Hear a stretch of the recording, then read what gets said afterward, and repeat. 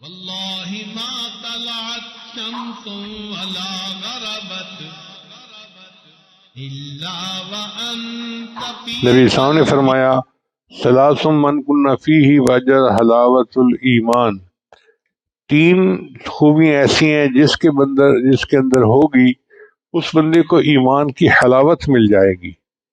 ایک اللہ اور اس کے رسول سے اس کو محبت ہو باقی سب سے زیادہ، دوسرا وہ دوسرے بھائی سے محبت کرے اللہ کے لیے، اور تیسرا کفر کی طرف لوٹنا اس کے لیے اتنا مشکل ہو کہ جیسے آگ کے اندر جانا اس کے لیے مشکل ہوتا ہے۔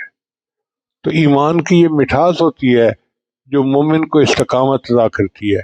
آپ دیکھیے دنیا میں کتنے واقعات ہیں کہ کفار نے ایمان والوں کے ساتھ کتنی سختیاں کی۔ ایسی بھی مثالیں ہیں کہ ان کو زمین کے اندر آدھا گاڑا اور آرا چلا کر جسم کے 2 ٹکڑے کر دیے گئے۔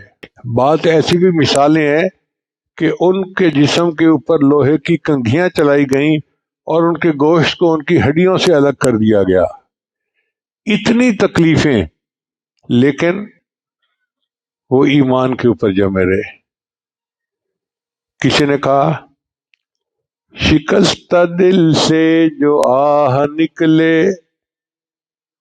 شکستہ دل سے جو آہ نکلے تو فرش کیا عرش کانپ اٹھے گا، درے قفس جو وا نہ ہوگا تو ایک دن ٹوٹ کر رہے گا۔